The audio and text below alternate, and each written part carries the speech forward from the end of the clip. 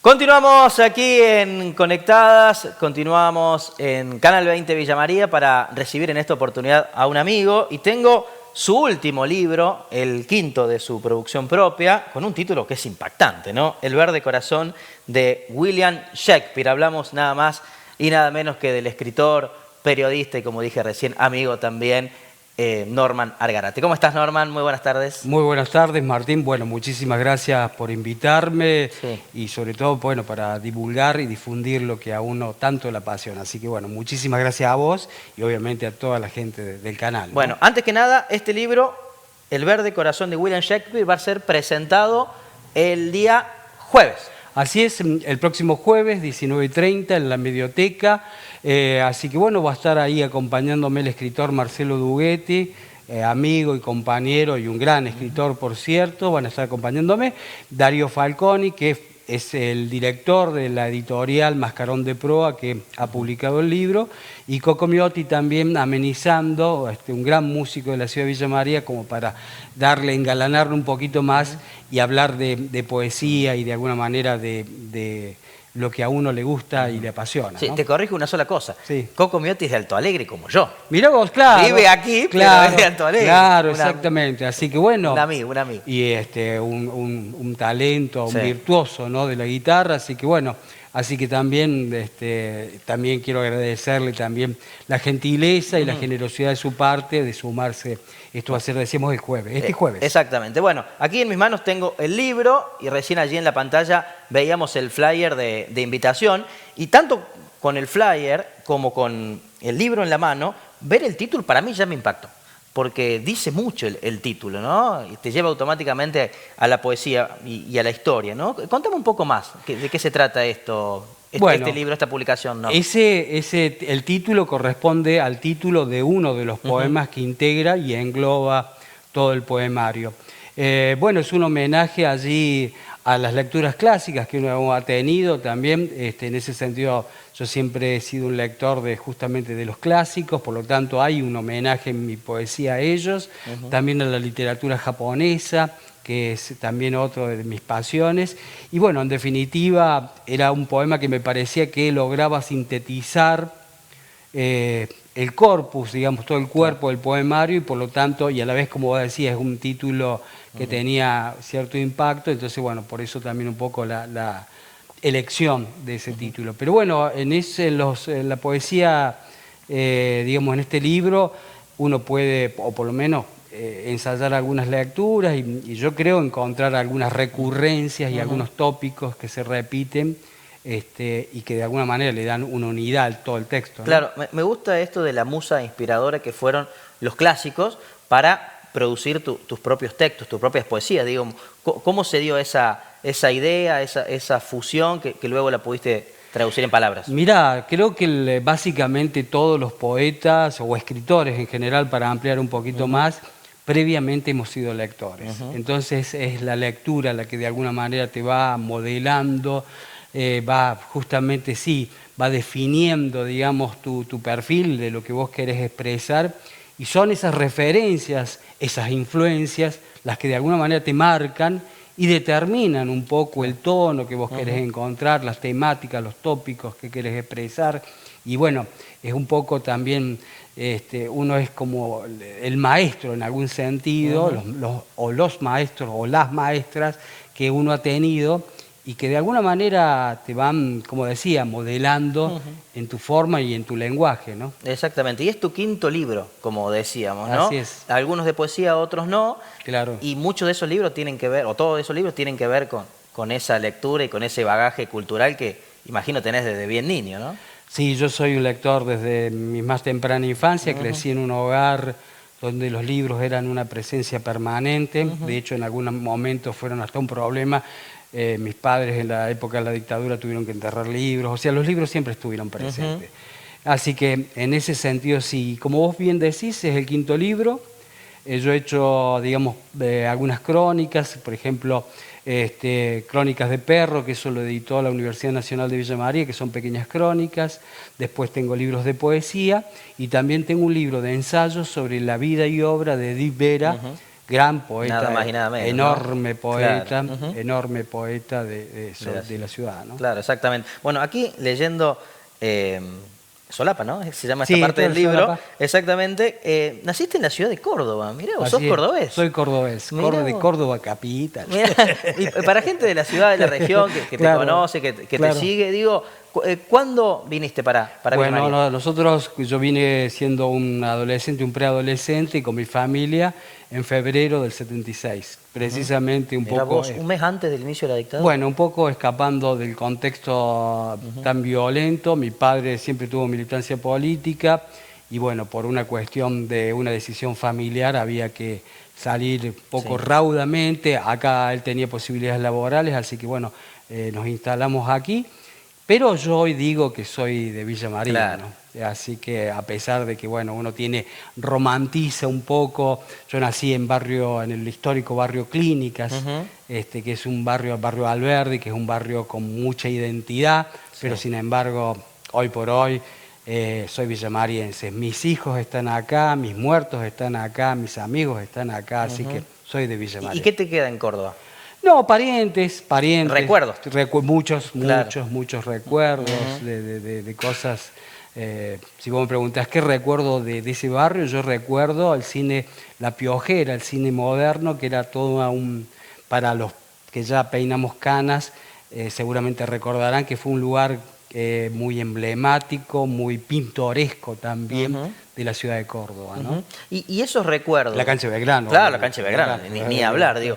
Esos recuerdos de Córdoba y ya en tu adolescencia y juventud aquí en Villa María, ¿cuánto afloran, ¿no? A la hora de producir los textos, ¿no? En esa musa inspiradora que decía recién. Sí, bueno, todo el tema de la infancia, yo no he trabajado mucho sobre eso, he trabajado más sobre cuestiones del presente, pero siempre están ahí, me parece que sí, y también siento una deuda por ahí, en algún sentido, de hacer una especie de excavación arqueológica de tus propios recuerdos, sí, ¿no? Está bueno. Todavía no he incursionado en esa línea.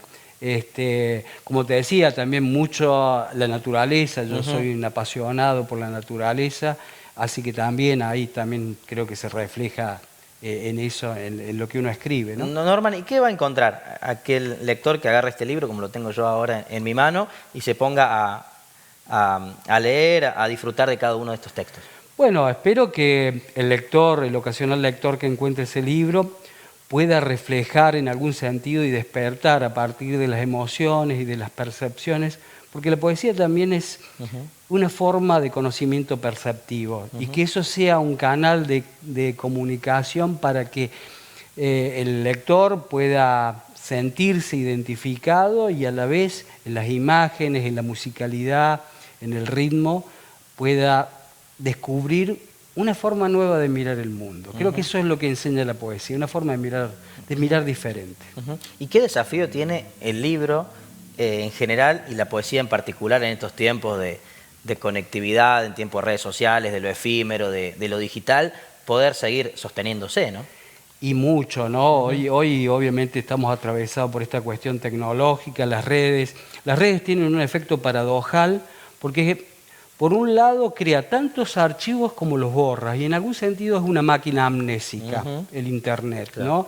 En cambio el libro ya tenés una predisposición o una disposición desde lo corporal hasta lo espiritual diferente, donde necesitas tiempo y una conexión profunda con lo que lees. Hoy en Internet, la red, TikTok, Instagram, todo pasa con la velocidad de las superficies. Sí. En cambio, en el texto, vos de alguna manera te conectás. Y el texto, el libro, si vos te ponés a pensar, es un instrumento maravilloso. Vos podés comunicarte, o sea, escuchás la voz de Platón, escuchás la voz de Dostoyevsky, de Proust, de Faulkner, o sea, entras en contacto con esas almas y eso es lo más maravilloso que tiene un texto, ¿no? Que tiene un libro, ¿no? Sí, y lo digital, las redes, lo tirás, ¿no? Lo ves y al tiempo lo tirás. Esto no lo tirás nunca, ¿no? Jamás. Claro, el tiempo de la lectura, la asimilación de la lectura es una asimilación diferente, porque necesita esa sedimentación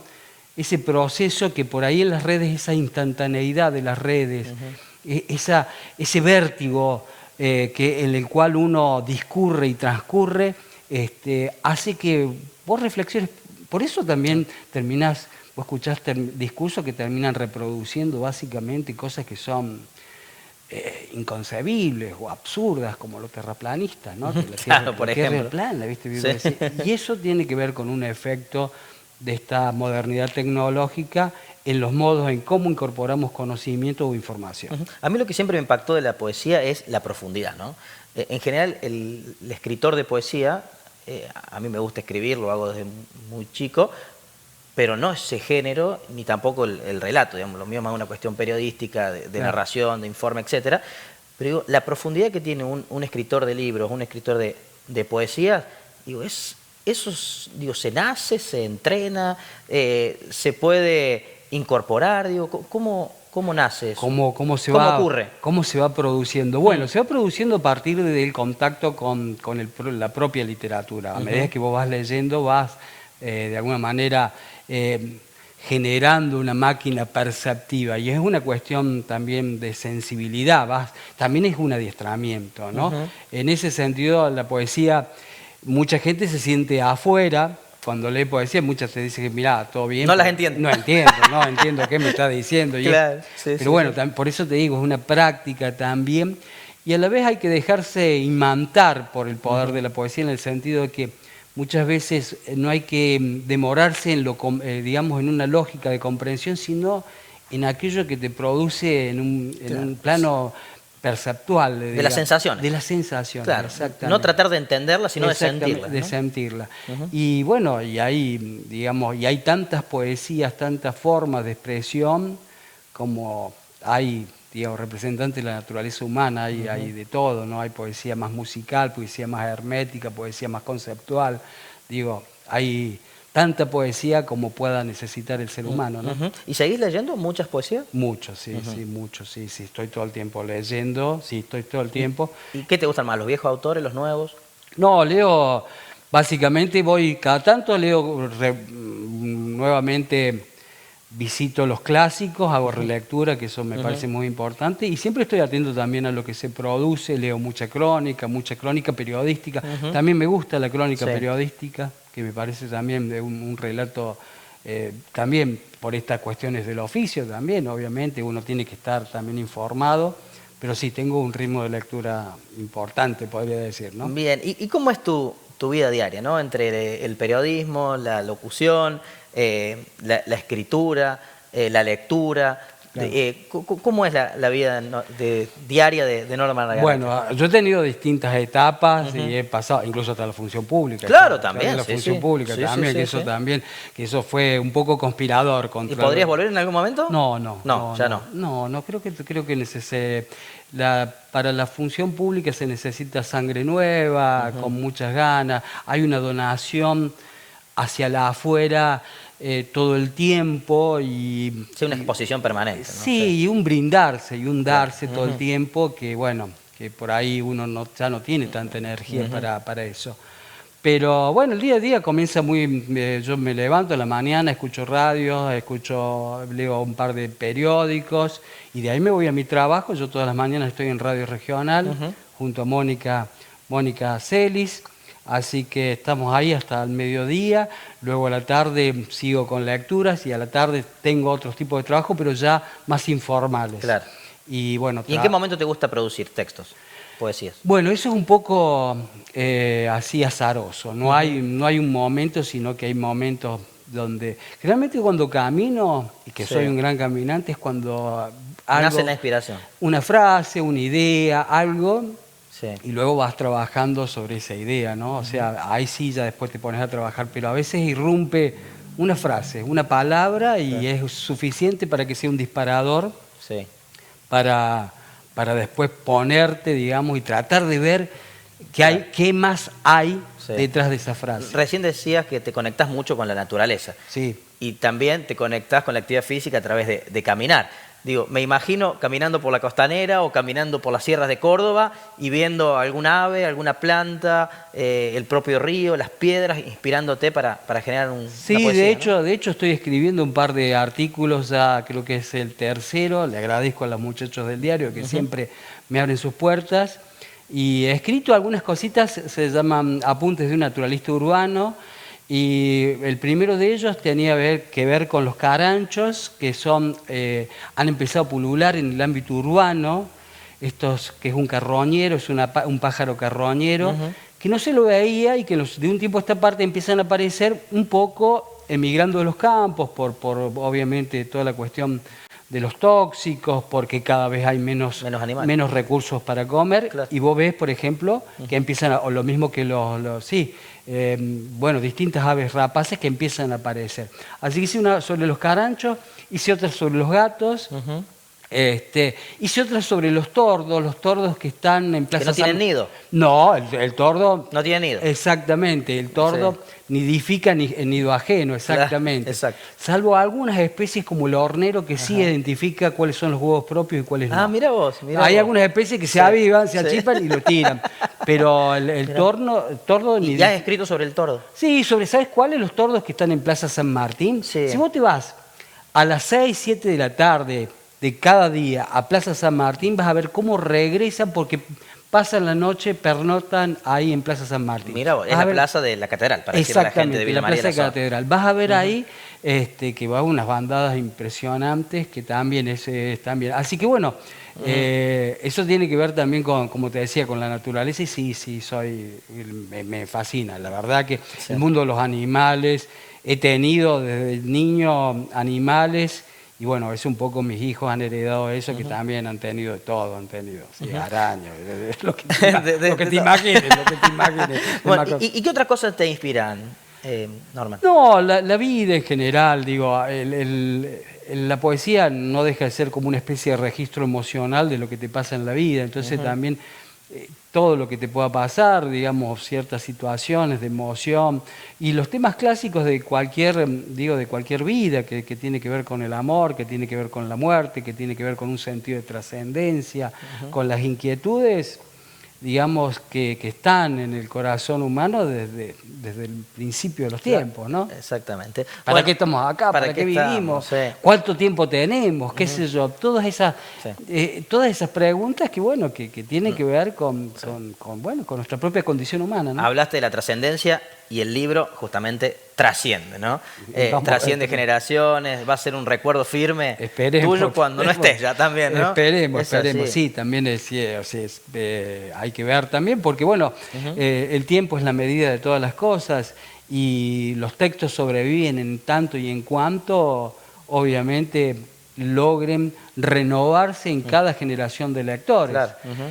Hay textos que, bueno, obviamente se van perdiendo. Que se mueren con el autor, ¿no? Sí, que se mueren o se van muriendo con el tiempo también, porque cambian los modos de lectura, cambian también las formas del lenguaje. El lenguaje es algo que está en permanente cambio. Entonces, también en el camino queda mucho, ¿no? Pero bueno, ojalá que, bueno. Estoy seguro que va a trascender. Bueno.